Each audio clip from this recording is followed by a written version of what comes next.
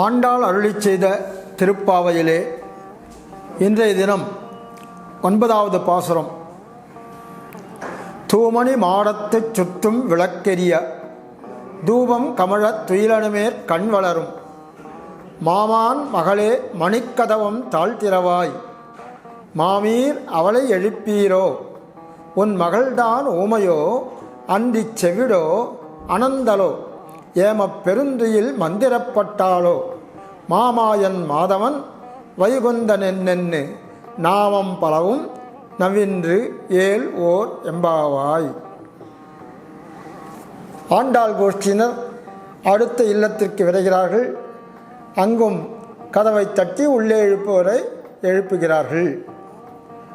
அந்த இல்லத்திலே உள்ளே உறங்கிக் கொண்டிருக்கிறாளே அந்த பெண்மணியானவள், அந்த குழந்தையானவள், சிறுமியானவள், அவளுடைய இல்லம் உயர்ந்ததாக தென்படுகிறது. தூமணி மாடத்துச் சுற்றும் விளக்கெரிய, மாடங்களிலெல்லாம் விளக்குகள் எரிந்து கொண்டிருக்கின்றனவாம். சுற்றும் விளக்கெரிய தூபம் கமழ துயிலணுமேற் கண் வளரும் மாமான் மகளே. அவள் இந்த ஆண்டாள் கோஷ்டியினருக்கு உறவு முறை சொல்லி அழைக்கப்படுகிறாள். மாமான் மகளே என்று ஆண்டாள் அழைப்பதாக பாசுரம். அந்த உறவு முறையை காண்பிப்பதனாலே உறவு முறைக்கு எவ்வளவு விசேஷம். நமக்கு உறவு சுற்றத்தார்கள் இருக்கிறார்கள் என்ன, அவர்களுக்காக நாம் எல்லாம் அவளுடைய பண்டிகைகள் தினங்கள் எல்லாவற்றுக்கும் நாம் சொல்கிறோம். அந்த மாதிரி உறவை பலப்படுத்தி கொள்கிறோம். அது எவ்வளவு விசேஷம் என்பது இந்த பாட்டிலே இந்த சிறுமியின் மூலமாக ஆண்டாள் தெரிவிக்கிறாள். தூமணி மாடத்துச் சுற்றும் விளக்கெரிய தூபம் கமிழத் துயிலணுமேற் கண் வளரும். இந்த தூபம் இருக்கே, அது எப்படி இருக்கணும் அப்படின்றது சொல்கிறோம். தூபம் கமழ, இந்த வாசனை ஊதுவத்தி அகில் போன்ற வஸ்துக்கள்லாம் இருக்கே, அதெல்லாம் உபயோகிக்கும்போது ஒரு குறிப்பு காட்டப்படுகிறது. இந்த புகையை அதை தவிர்க்கணும், மனம் நிறைவாக அமைந்திருக்கணும். இப்போ வர ஊதுவத்திகள்லாம் பார்த்திங்கன்னா தெரியும், அது கருப்பாக எரிந்து சாம்பலாக போய் கீழே விழுகிற மாதிரி இருக்குது, மனம் குறைவாகத்தான் இருக்குது. அந்த மாதிரி இருந்தால் அது இல்லத்திற்கும் நல்லதல்ல, இந்த சுற்றுப்புற சூழல் என்கிற சொல்கிறோமே அதற்கும் சரியானதில்லை. அந்த மாதிரி இல்லாமல் அகில் மனம், அந்த காலத்திலெல்லாம் ஒரு புகையை ஏற்படுத்தினால் நறுமணம் மிக்க அந்த சாம்பிராணிகளால் ஏற்றுவார்கள். தசாங்கம் என்ற ஒன்று சொல்லி அதை சேர்ப்பார்கள். அதிலிருந்து நறுமணமான வாசனை வரும். அதே சமயத்தில் புகை என்றும் ஜாஸ்தியாக வராது, தெளிவாக ஒரு மிதமாக வந்து கொண்டிருக்கும். அதனால் கரியெல்லாம் ஏறாது. அப்படிப்பட்டதான தூபம் கமழ துயிலணுமேற் கண் வளரும். எதிலும் ஒரு கலை அழகு தேவை. அது உறங்குவதானாலும் சரி, நடப்பதானாலும் சரி. இந்த சமயத்தில் சொல்லணும், ராமனுடைய நடை அழகை பார்ப்பதற்கு, ராமனுடைய கண்ணழகு பார்ப்பதற்கு, ராமனுடைய பின் இதை பார்ப்பதற்காகவும், அந்த பின் அழகை பார்ப்பதற்காகவும் தசரதன் இயங்குவானாம். வருகின்ற ராமனை வா வா என்று சொல்லி கொஞ்ச நேரம் பார்த்து கொண்டிருந்து அவனை திருப்பி அனுப்புவானாம் போ என்று சொல்லி, மறுபடியும் மீண்டும் வா என்று சொல்வானாம். இப்படியாக அவரும் ராமரும் சளைக்காமலே வந்து திரும்பி செல்வாராம். அப்படிப்பட்ட அழகுடையவர், நடை அழகு, கண்ணழகு, அவருடைய பாகு, தோல் அழகு என்று சொல்வார்கள். அந்த மாதிரி இந்த பெண்களும் கலை அழகு மிக்கவர்களாக விளங்குகிறார்கள். அதை இந்த பாட்டிலே காட்டுகிறார்கள். துயிலணுமேற் கண் வளரும். இந்த தூங்கும்போது கூட ஒரு அழகு, அதுவும் அப்படிப்பட்ட ஒரு அழகு. இந்த படுக்கை அந்த படுக்கை அமைத்திருக்கிறார்களே, அந்த படுக்கையும் எப்படி இருக்கணும், நன்றாக இருக்கணும். தூங்கு தூங்கு, இன்னும் கொஞ்சம் நேரம் தூங்குன்ற மாதிரியாக அந்த படுக்கையும் அமைந்திருக்கணும். துயிலணுமேற் கண் வளரும் மாமான் மகளே, இந்த உறவு முறையை சொல்லுகிறார்கள். இந்த மாமான் மகளே என்று அவளை அழைக்கும்போது ஆண்டாளுக்கு உறவு இருப்பதாக அங்கு கற்பித்துக் கொள்கிறார்கள். ஆண்டாள் என்ன வேதியர் குலத்தில் பிறந்தவள். இவர்கள் எல்லாரும் ஆய்ப்பாடி சிமையர்கள். இந்த ஆயர்குடியிலே பிறந்த ஒருத்தியாக தன்னை தானே ஆண்டாள் இங்கு வேதியர் என்று காண்பித்து கொள்ளாமல் தன்னையும் ஒரு ஆயர் சிறுமியாகவே அவள் பாவித்து கொள்கிறாள். அந்த உறவு முறையை கற்பித்து கொள்கிறாளே, அப்படிப்பட்ட ஒரு விசேஷம் பாருங்கள். இதுதான் இந்த பாசுரத்தினுடைய முக்கியமான ஒரு அங்கமாக கருதப்படுகிறது. அவளே கற்பித்து கொண்டது தன்னை ஒரு ஆய்ச்சி பெண்ணாக மாமான் மகளேந்து அவளை அழைப்பதன் மூலமாக அவள் காட்டுகிறாள். அது மாதிரியா திருவாய்ப்பாடியிலே ஒரு பிரகிருதி சம்பந்தம் தனக்கு உஜ்ஜீவன ஹேதுவாக ஆண்டாள் ஆசைப்பட்டபடி அப்படின்னு அழகிய மணவாளப் பெருமாள் நாயனார் அவருடைய இதில் காட்டுறார், வியாக்கியானமாக காட்டுகிறார். மணிக்கதவும் தாழ்த்திரவாய், தூமணி மாடத்துக்கேற்ற மணிக்கதவு, உள்ளே இருப்பது வெளியே தெரியும்படியான மணிக்கதவும், அதன் தாளை திறந்து விட வேண்டும். நாங்கள் அதை திறந்து கொண்டு உள்ளே வருவது அழகல்ல, நீயே திறந்து எங்களை உள்ளே நீயும் வெளியே வர வேண்டும், அதுதானே அழகு என்று அவர்கள் அழைக்கிறார்கள். நாங்கள்லாம் மணிக்கதவங்கள்லாம் சாத்தி குத்து விளக்கெல்லாம் எரிய துயில் அணையில் எல்லோரும் காண உறம்பவர்கள் அல்ல. நாங்கள் அந்த மாதிரி இருந்ததில்லை. ஆனால் இந்த வீட்டில் அந்த பெண்ணுடைய வீடு அந்த எப்படி அமைந்திருக்குன்னா, உள்ளுக்குள்ளே அவள் உறங்குறது கூட வெளியிலிருந்து தெரியக்கூடிய அளவுக்கு அந்த வீடு அமைந்திருக்கிறதாம். அப்படி உடனே பார்க்கிறாள், அவள் எழுந்துக்கலையேன்னு சொல்லிட்டு பக்கத்திலேயே மாமி நிற்கிறாள், அவளுடைய மாமி. அந்த மாமீர் அவளை எழுப்பீரோ, உன் மகள்தான் ஊமையோ, அன்னி செவிடோ, அனந்தலோ, ஏம பெருந்தையில்தான் பட்டாளோ அப்படின்னு சொல்கிறாள். என்ன உன்னுடைய பெண்ணானவள் என்ன ஊமையாக இருப்பளோ, இல்லை செவிடா, இல்லை செவிடு ஊமை ரெண்டும் இருக்கா மாதிரி இருக்கா, இல்லை பெரிய மந்திர துயில்தான் பட்டாளோ, யாராவது அவரை மந்திரிச்சு விட்டாலோ, பெருந்துயிலாம் கும்பகர்ணன் மாதிரி தூங்கணும் அப்படின்றதுக்காக அப்படின்ற மாதிரியாக இங்கே சொல்கிறாள். ஏவ பெருந்தியில் மந்திரப்பட்டாளோ, மாயன் மாதவன் வைகுந்தன் என்னென்னு நாமம் பலவும் நவின்னேலோர் எம்பாவாய். இறைவனுடைய நாமங்களை சொல்வதே நம்முடைய வாழ்வின் லட்சியமாக இருக்கணும்.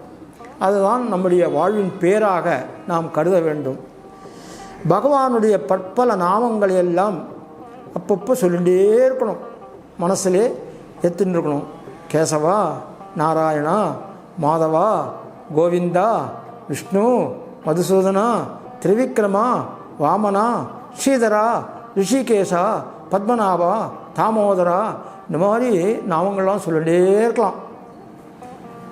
ஒரு பகவான் கண்ணனுக்கு பரமேஸ்வரா, பரம பாவனா, பரம கல்யாண குணாபரணா, பாபஹரணா, புண்டரீக வரதா, புராண புருஷோத்தமா, பக்தவத்சலா, பவபந்த விமோச்சனா, புண்டரீக நயனா, புஜகேந்திர சயனா, கருணாகரா, காமிதாட்டப்பிரதா, நந்தகுமாரா, நவநீத சோரா, இந்திரா ரமணா, யுவராஜ கமனா, சுந்தராகாரா, மந்திரோத்தாரா, அகிலாண்டகோடி பிரம்மாண்ட நாயகா, ஆதிமத்தியாந்தரகிதா, அப்பிரமேயா, அநாதரட்சக, ஆபத் பாந்தவா, கவிலோக ரஞ்சன, காளிங்க கர்வபஞ்சன, சதா நந்த, சச்சிதானந்த, முகுந்த, கோவிந்த, கஜராஜவரத, கருடத்வஜ, தானோ மர்தன, தீனஜன சரண்ய, கோவர்தனோத்தாரண, கோபிகா வஸ்திராவரண, முனிஜன வந்தித, முசுகுந்த வந்தித, முக்தி பிரதாயக, முரளீகான வினோத, கனகமய வசன, கம்சவித்வம்சக, ராதா மனோகர, ராகேந்துவதன,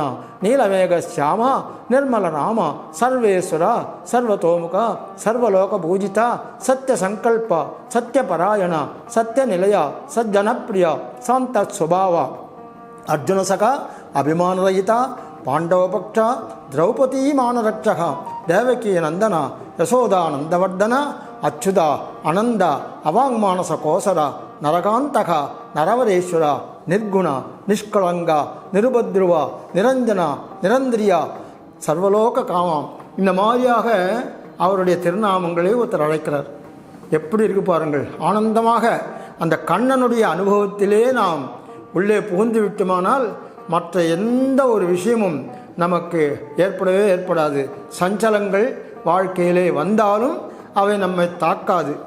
அவருடைய எண்ணமாகவே இருந்து விட்டோமானால் நமக்கு வெளி விவகாரங்கள் எல்லாம் சாதாரணமாக ஆகிவிடும். கஷ்டங்கள் வந்தாலும் அந்த கஷ்டங்கள் நம்மளை ஒன்றும் பண்ணாது. அந்த திருநாமம் நம்மளை காப்பாற்றும். நம்மளுக்கு உள்ளுக்குள்ளே ஒரு ஆனந்தத்தை எப்போதும் கொடுத்து கொண்டிருக்கும். கஷ்டங்கள் வந்தாலும் அது தெரியாது, வராதுன்னு இல்லை.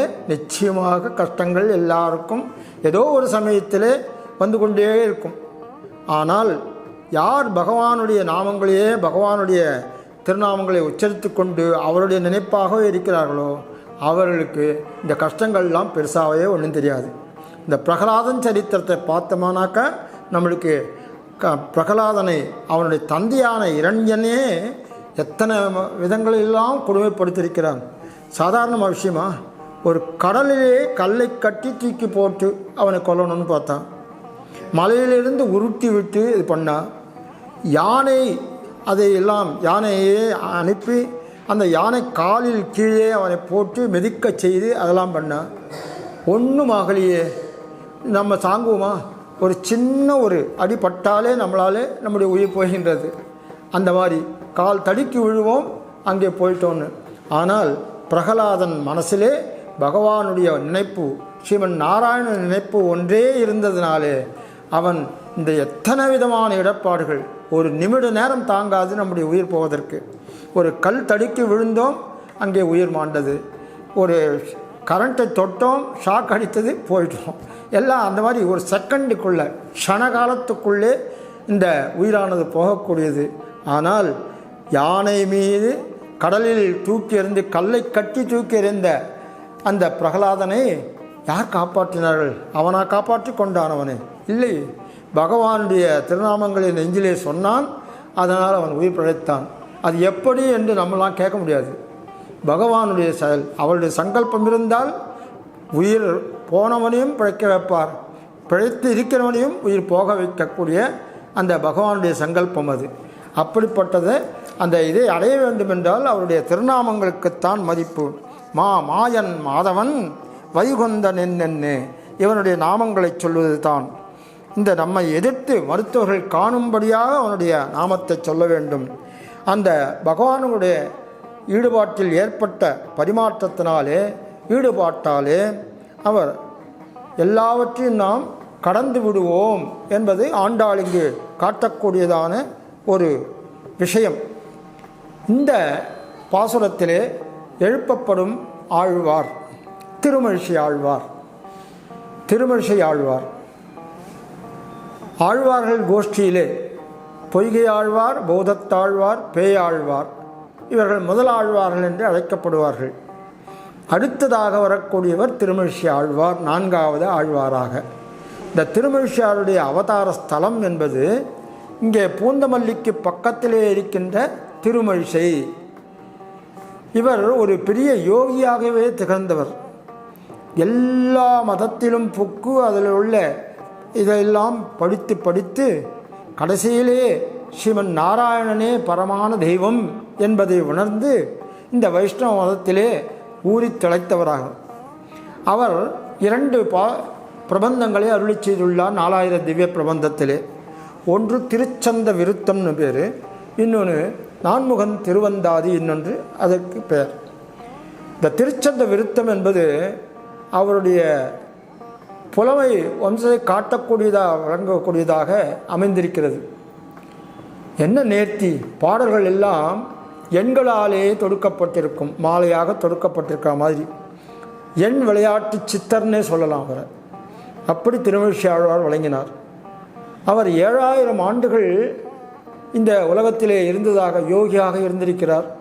அந்த மாதிரி இருந்தவர் என்று ஆழ்வார்களுடைய சரிதங்கள் காட்டுகின்றன. அந்த திருச்சந்த விருத்தத்திலே அவர் பாடிய பாடல்கள் ஒன்றொன்று அபாரமாக இருக்கும். ஒரு உதாரணத்திற்காக ஒரு பாசுரத்தை சொல்லலாம். பூநிலாய 5மாய், புனர்கண்ணின்ற 4மாய், தீநிலாய 3மாய், சிறந்த கால் 2மாய், மீளாயதொன்றுமாகி வேறு வேறு தன்மையாய், நீநிலாய வண்ண நின்னை யார் நினைக்க வல்லரே. இந்த மாதிரியாக பூநிலாய 5 5 4 3 2 1 என்ற விதத்திலே. அது மாத்திரமில்லை, 6ஓட 5 சேர்ப்பார், 5ஓட 2 சேர்ப்பார், 6 6 6 மாய் 5 5 5 மாய்ன்னு சொல்லுவார். அது மாதிரியாக 7 2 3 மாய் அந்த மாதிரிலாம் சொல்லுவார். அந்த எண்களை சேர்த்து அதுக்கு ஒன்றொன்றுக்கும் ஒரு பொருள் இருக்கும். வெறுமனான்னு சொல்லிடுறதில்லை. இப்போது ஆண்டாளுடைய திருப்பாவையில் ஒரு தனியனில் 5 5 அறியாத மானிடரை வையம் சுமப்பதும் வம்பு என்று இருக்குது.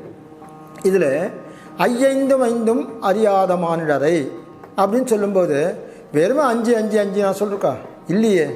அந்த இடத்துல பொருள் காட்டுறான். என்ன காட்டுறான்? திருப்பாவை பாசனம் எத்தனை? 30 பாசனங்கள். இப்போது 5 5 முதல்ல ஒரு பெருக்கல் குறி போடணும். 5 5 25 ஆச்சு. 5 5 5 இன்னொரு 5 ஆட் பண்ணணும், கூட்டணும். 25 5 30 ஆச்சு. இதைத்தான் 5 5 அறியாத மானிடரை வையம் சுமப்பதும் வம்பு அப்படின்னு சொல்கிற மாதிரி சொன்னார். அதே மாதிரி தான் இங்கே அவர் திருச்சந்த விருத்தத்திலே நம்முடைய திருமொழியாழ்வார் காட்டும்போது பூநிலாய 5 மாய் புனர்கண்ணின்ற 4 மாய் தீநிலாய 3 மாய் சிறந்த கால் 2 மாய் மீனிலாய 1 மாகி வேறு வேறு தன்மையாய். இந்த 5ன்றது என்ன? பஞ்சபூதங்கள்லாம் இருக்குன்னா அந்த 5 அந்த மாதிரி 4 அந்த மாதிரி ஒன்றொன்றுத்துக்கும் ஒரு பொருள் அர்த்தத்தை காட்டுகிறார் அந்த இதில் பாசுரங்களில். அந்த மாதிரியாக இருக்கக்கூடியவர். அப்படிப்பட்டவர் இந்த திருமதி இசையிலே வந்த மகான் ஆழ்வார்களிலே மிகவும் பிரபலமான ஆழ்வாராக விளங்கக்கூடியவர். அந்த பாசுரங்களை எல்லாம் திருச்சந்த விருத்தத்தையும் 4 திருவந்தாதி என்றையும் பாடியவர். அப்படிப்பட்ட அவர் பிறந்த ஊர் திருமழிசை என்று பார்த்தோம். இப்படியாக திருமிழிசை ஆழ்வார் போன்று இருக்கக்கூடிய ஒரு பெண்ணை இந்த பாசுரத்திலே எழுப்புவதாக அவர்கள் நயம் காட்டியிருக்கிறார்கள் என்று சொல்லி இந்த பாசுரத்தை நிறைவு செய்கிறார்.